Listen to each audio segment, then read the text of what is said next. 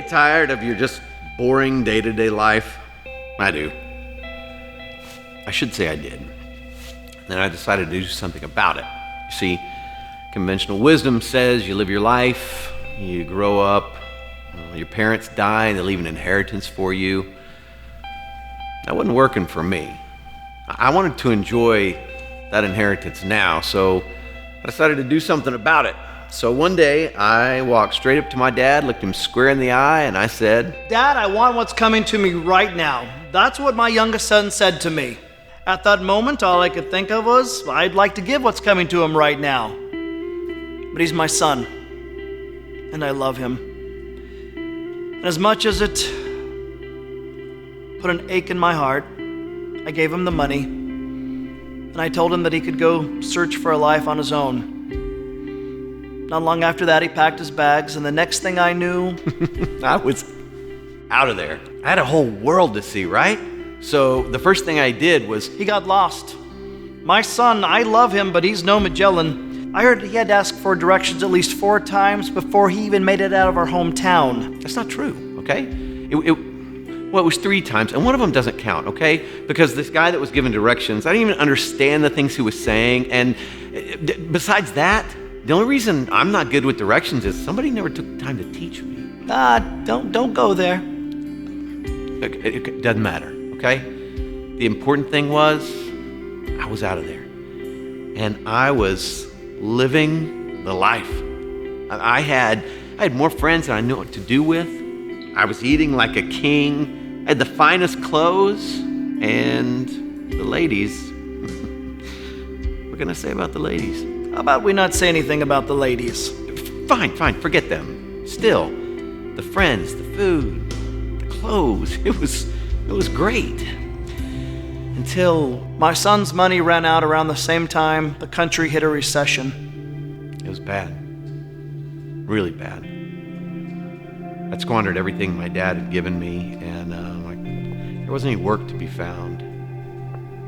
I was about to give up, and then I found a job. It was a job as a manager. Okay, it was an assistant to the manager. Fine. I was a bacon preparation assistant. A bacon preparation assistant, which means? I took care of pigs. It was bad.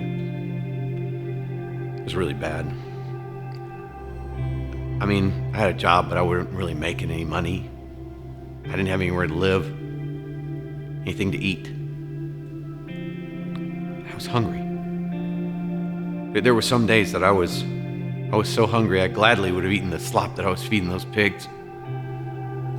So it was hunger pains, a constant reminder of how I'd squandered my life away. I lived in agony day after day. After day after day, I would watch and I would wait. And my heart would ache, as only a heart can, from a parent to a child.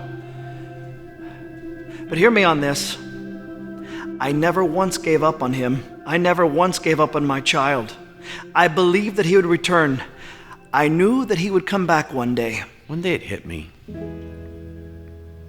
One day I realized my dad's lowliest worker was living like a king compared to me. So I had an idea. What if he doesn't come back to me? What if he doesn't come to his senses? What if I never see him again? Again and again, these thoughts kept running through my mind as I began my journey back to my father's house. I knew what I would do. See, I would go up to him and I would humbly just ask him for a job. I couldn't expect him to take me back as his son, but maybe he would give me a job, just maybe. Maybe today will be the day. That was the thought that always ran through my mind. Maybe today will be the day that I will be sitting on my porch and I will look out in the distance and I will see my child making his way back home. I didn't know what that word meant until I'd lost it. Now, I couldn't believe I was just a few hundred yards away from it. It was a beautiful day. I was sitting there on the porch, just enjoying the cool breeze. And that's when I saw him. He was sitting on the porch, and he stood up. He looked in my direction, and he squinted his eyes to kind of get a better look at me. I wondered what he was thinking. I wondered if he would take me back. I wondered if he would just look at me and say, "I told you so." I told you so. I told you so.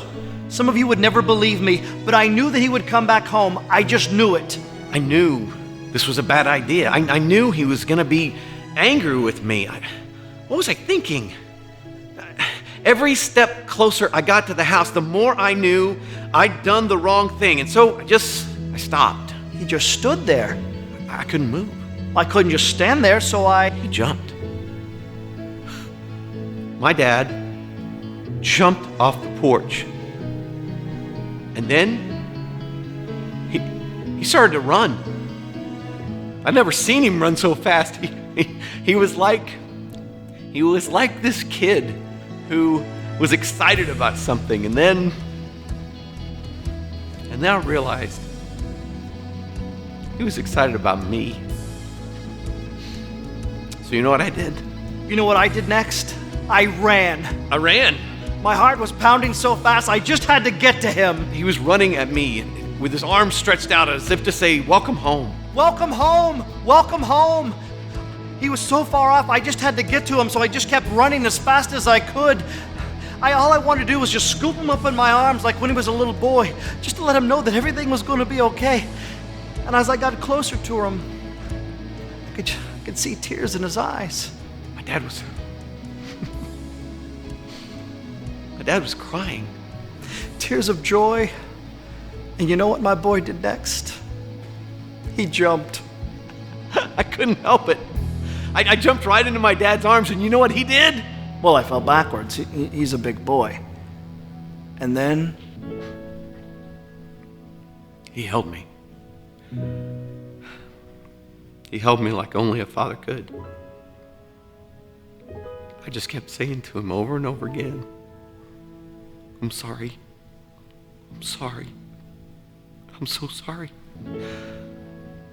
I don't deserve to be called your son." My son is home. Get him some clean clothes. Get him some shoes for his feet. Let's prepare a meal. No. Let's prepare a feast. For my son will no longer live as an orphan. Today we will celebrate, for all my hopes have come true. I guess it was hope. Hope that kept me going all those days. Hope that my father would show me mercy. Hope that somehow he would take me back and that I could be forgiven. Forgiven. It is all forgiven. It is forgotten, and I will never bring it up again. There is no anger, there is no shame, there is no blame. All that's left is just pure joy. For my child was lost, and now he's found.